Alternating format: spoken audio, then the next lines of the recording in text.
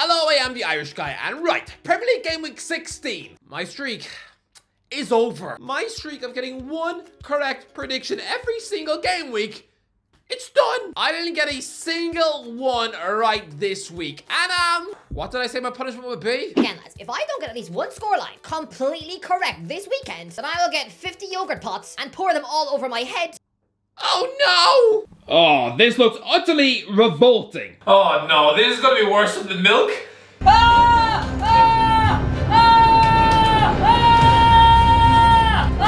horrible!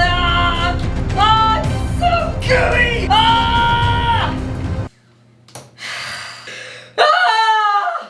Right, let's just take a look at what happened. Right, let's go. Man United 0, Bournemouth 3. Excuse me while I drink this smug cup of tea.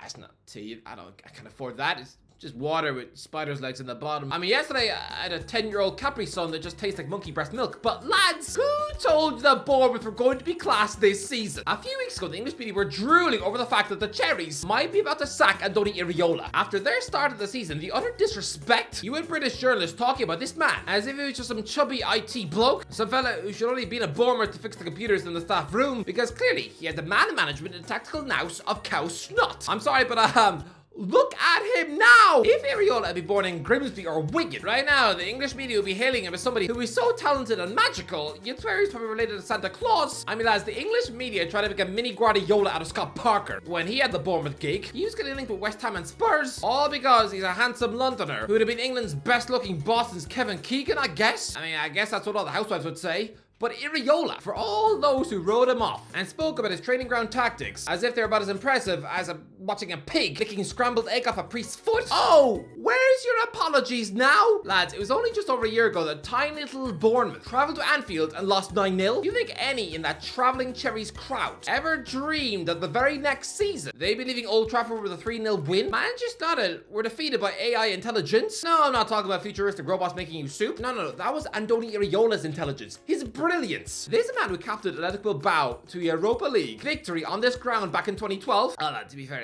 it was up against a central midfield pair of Ryan Giggs and a hideously ugly Phil Jones, who I think we can all accept now is just some failed Frankenstein experiment. But funnily enough, that was back when Iraola was being coached by Marcelo Bielsa, who Bournemouth tried to hire last Christmas, only to wind up with Gary O'Neill instead. Lads, Bournemouth had the ball in the Manchester United net 5 times. I mean, they had a goal wrongly disallowed at the end. This should have been a 4-0 Bournemouth win, the greatest result in their history. Don't get me wrong, Manchester United are a joke. This football team is about as competent as a blind dentist, just randomly stabbing at your gums with a fork. This was the 5th time this season that a football team has left Old Trafford having scored 3 goals, and lads, it's not even Christmas yet. Eric Ten Hag is a man who is unable to lose gracefully. When he sees his team get beaten, it's usually an absolute catastrophe embarrassment, a historic stain on the club, like 4-0 at Brentford, 7-0 at Anfield, or conceding 6 at the Etihad. It's a bit like someone who can't fail a driving test the normal way, you know, by a couple of points for failing to indicate left at the roundabout. Oh no, it's someone who, when they do fail, it's because they ran over 4 bunny rabbits, puked all over the steering wheel, and accidentally smashed into the neighbor's shed, squashing their little boy. Lads, Andre Onana has only been here for about 12 minutes, to an extent where he probably still doesn't know what the canteen lunch lady is called, and yet he has already conceded 38 goals. To put it in context, I mean, in Petr Cech's debut season in England, he conceded 28 in all comps. And again, Onana has conceded all those goals, nearly 40 of them, before Santa has been caught pooing underneath your Christmas tree. I mean, who else did it? It's beyond embarrassing. I'm gonna say this, Eric Ten Hag has to go. This isn't good enough.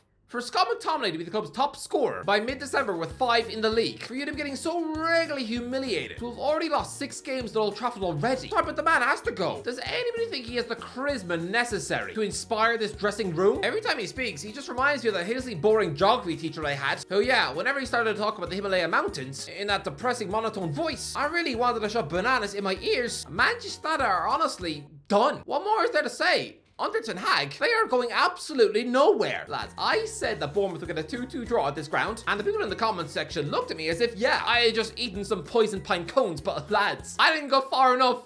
3-0 and it should have been 4. This reminds me of 4 years ago when the Cherries left Stamford Bridge with a 3-0 win. I mean, the writing was on the wall. Antonio Conte was not surviving the summer sack after that. And lads, he had won the Premier League title with 93 points just 6 months earlier. What sort of credit in the bank does Eric have? One measly Carabao Cup win? Surely he's getting the boot. But lads, I'm going to say this.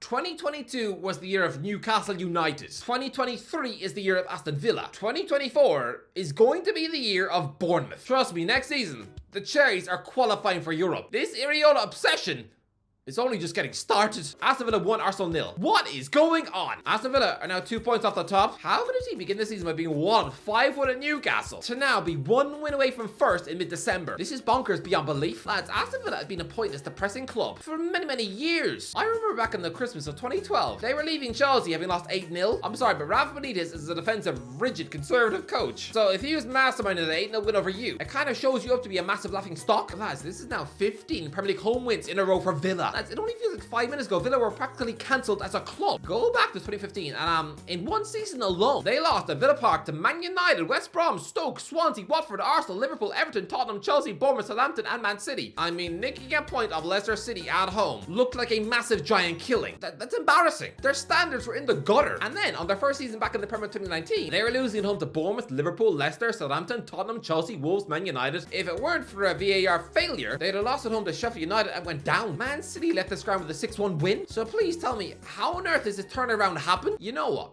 I want to dedicate this chapter to centre-back Diego Carlos. Words cannot express how happy I am to see this beefcake Brazilian defender actually excelling at Villa's defence. Because lads, he had hype around him at Sevilla. Newcastle and Eddie Howe desperately wanted him in a £35 million deal before they got Sven Botman. He goes to Villa instead, instantly tears his cruciate, is ruled out for a year, and I thought he was done.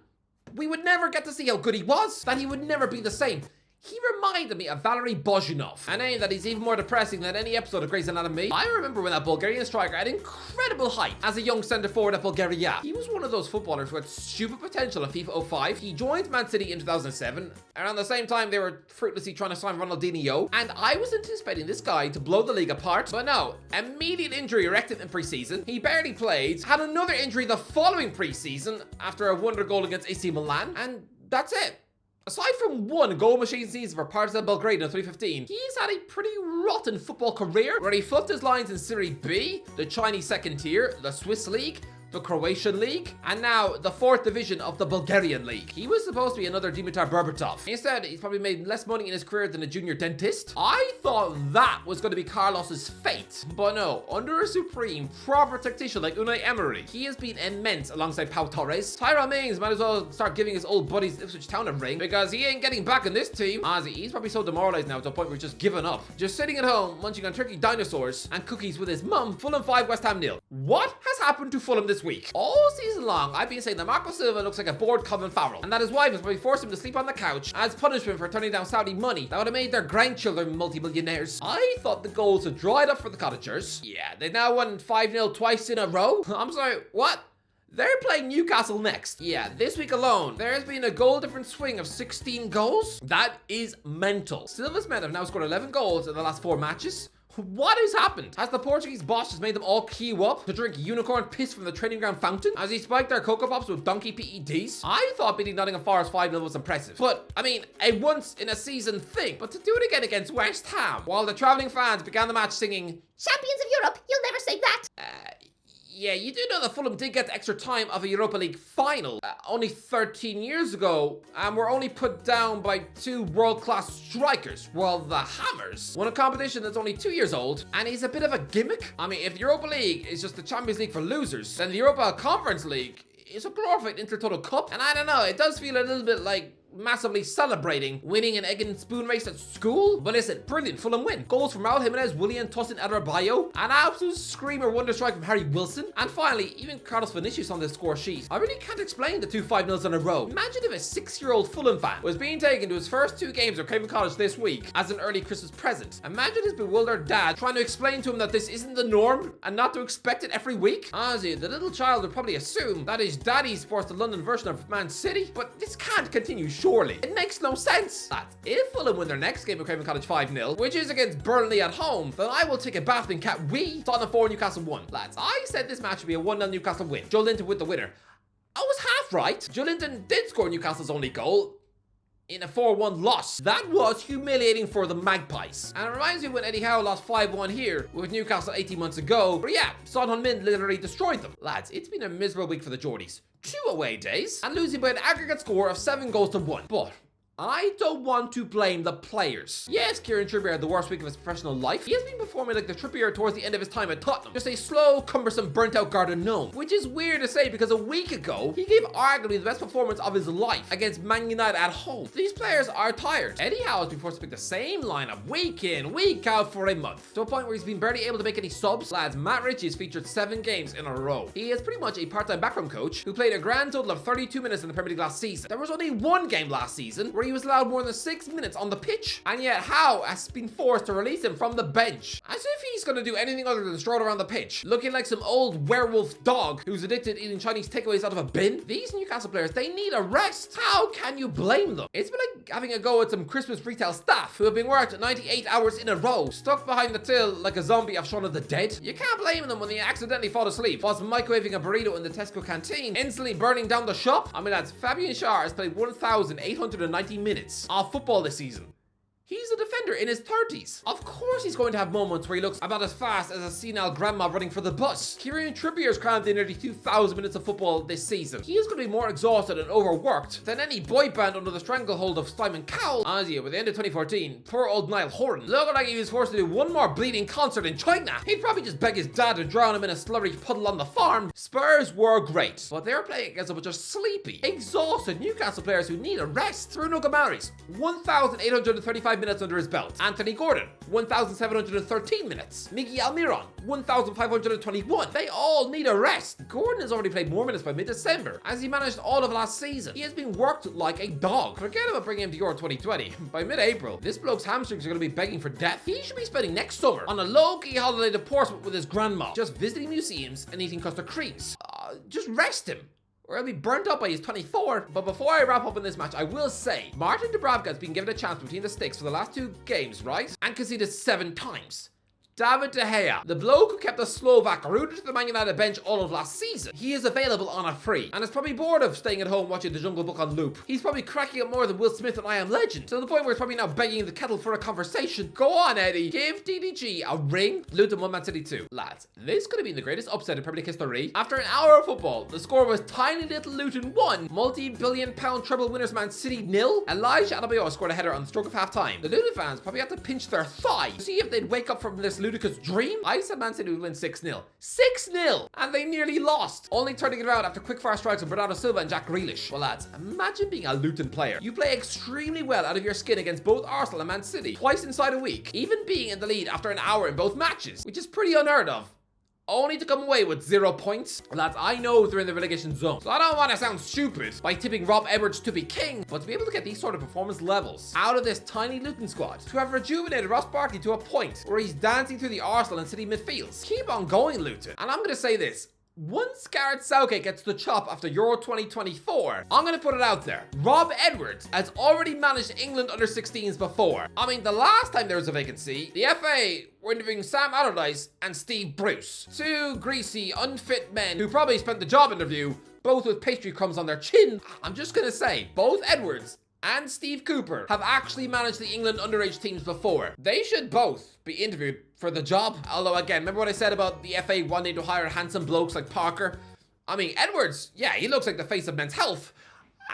Cooper, he looks like he belongs on the set of the Muppets Christmas Carol. Sheffield United 1, Brentford 0. Lads, I deserve this yogurt punishment. This was the most obvious prediction to make all weekend. This would have saved me of stinking of Petit Frelou for months. Honestly, I am going to smell like a toddler's first meal up until May. And all because I didn't just say that Sheffield United would beat injury-riddled Brentford 1-0. The Blades have the new manager bounce. Brentford are missing half a team. How on earth did I not call this one? I said the Bees would win, and you know why? Because it feels like Wilder was only at Bramall Lane 5 minutes ago and was a moldy piece of human pizza who couldn't win a game for 6 months. That 2021 version of Wilder was hideous. A depressing, deflated balloon of a coach who couldn't motivate a bear to eat flowers. But the 2019 version of Wilder was all about 1-0 wins. He did it 7 times during the first season back in the Prem. One of those 1-0s was against Arsenal, where he outsmarted a legit super coach like Unai Emery, and I thought he would slip up against the Brentford B team. Coached by someone who looks like he feasts on children after dark. Okay, I'm sorry, okay, I know Thomas Frank is a quality coach, but you can't tell me that his face doesn't look like a Halloween mask gone wrong. But yeah, what a goal from James McAtee. Important win for the Blades, but I'm furious with myself. Everton 2, Chelsea 0. Well, I think I'm safe from milk for the rest of the season, right? Lads, Everton are brilliant. Can we please start putting some stupid massive respect on Sean Dyche's name? If it weren't for that 10-point deduction, then Everton would be comfortably sitting 10th in the league and literally closing in on the European spots to beat both Newcastle and Chelsea at home in the space of 4 days by an aggregate score of 5-0. And some people thought the Toffees were nailed off for relegation. But again, this was so close to the perfect prediction. I said this would be a 1-1 draw with Abdoulaye Doucouré scoring and Cole Palmer netting a late penalty. You cannot understand how much I was screaming at the television, begging the Toffees just concede a late spot kick just to save me from that awful gooey punishment. But no, instead Chelsea just have to let Lewis Dobbins score a second from a corner. When that goal went in, my face turned white. Crystal Palace 1, Liverpool 2. Lad, this was a monster win. Absolutely huge. You know what this reminds me of?